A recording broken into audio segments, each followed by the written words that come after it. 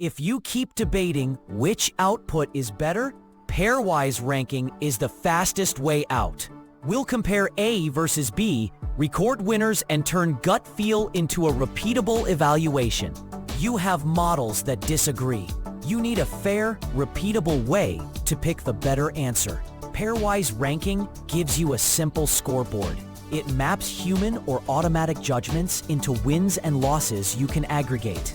I teach concept-first Python examples, so you can reuse this pattern in real evaluation work. I'm Professor Pi, teaching AI engineering and LLM systems from basics to advanced in simple Python. Judge LLMs with pairwise ranking solves a common pain. You run two models and want to know which one performs better across many prompts. Typical alternatives are scalar metrics that try to measure quality directly. Pairwise ranking reduces that to a simple contest per prompt. That makes it robust when metrics disagree or when answers are short. One downside is that pairwise judgments lose some nuance. You get a winner, not a full rubric. Still, it is fast, interpretable, and easy to scale to hundreds of prompts. The intuitive idea is straightforward. For each prompt, you score answer A and answer B against a reference or each other.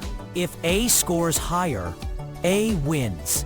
If B scores higher, B wins. If they tie, you split the point. Over many prompts, you count wins and compute a win rate for A. This is easy to explain to stakeholders and easy to automate. For a concrete mini example, imagine 3 prompts where A wins 2 and B wins 1. A's win rate is 2/3. That direct fraction is what we will turn into a confidence-aware report. We will build a small pipeline that scores overlap, decides winners, aggregates scores, handles ties as fractions, and then reports A's win rate with a confidence interval. First, we compute a simple overlap score between a candidate and a reference. This snippet computes a Jaccard overlap score between one candidate answer and a reference answer by converting text to sets of words and measuring intersection over union. Jaccard overlap is defined as the size of the intersection divided by the size of the union of the two sets. This is a forgiving metric for short responses because it rewards shared words while ignoring repeated words.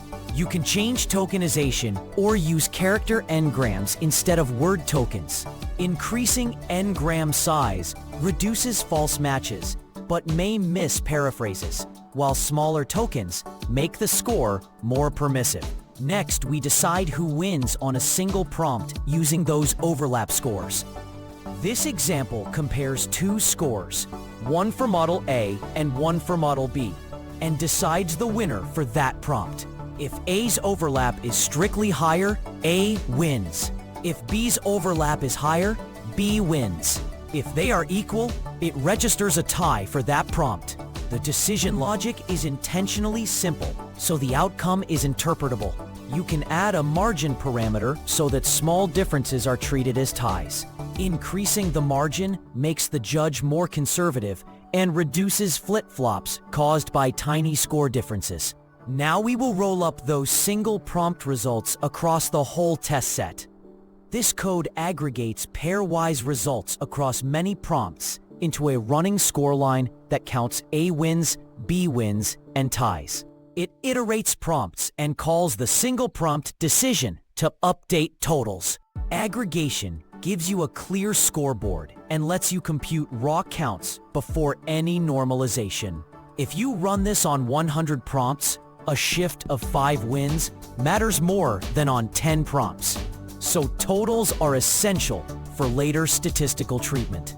You can also weight prompts differently if some prompts are more important in your application.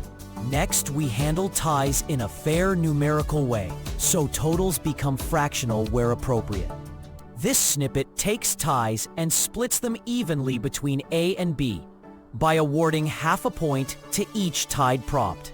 It then prints fractional model scores and a final point total for each model.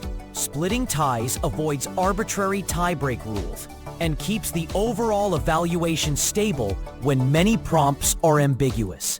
If you prefer stricter comparisons, you can instead discard ties or apply a tiebreaker based on secondary signals. Splitting ties evenly makes the result more conservative and often closer to human consensus for borderline cases. Finally, we will report A's win rate and attach a confidence interval so stakeholders understand uncertainty. This code computes A's win rate as the fraction of points A earned over total points and then reports a Wilson confidence interval for that proportion. The Wilson confidence interval is a statistical interval for a proportion that tends to be more accurate than a naive interval for moderate sample sizes. It gives you a lower and upper bound that express how much the observed win rate might vary due to sampling. You can change the confidence level, for example to 95%, and that will widen or narrow the interval. Larger prompt sets tighten the interval and increase certainty. Recap. Pairwise ranking turns pair comparisons into a clear win count and a win rate. Use it when you have many prompts and you want interpretable, robust comparisons between models. One caveat is that it simplifies answers into wins and losses and can hide qualitative differences. Next step. Tune your tokenizer and n-gram size for the Jaccard overlap. Small changes there often move many tied prompts into decisive wins, and that improves both sensitivity and interpretability. If practical AI engineering helps you, subscribe and watch the AI engineering videos.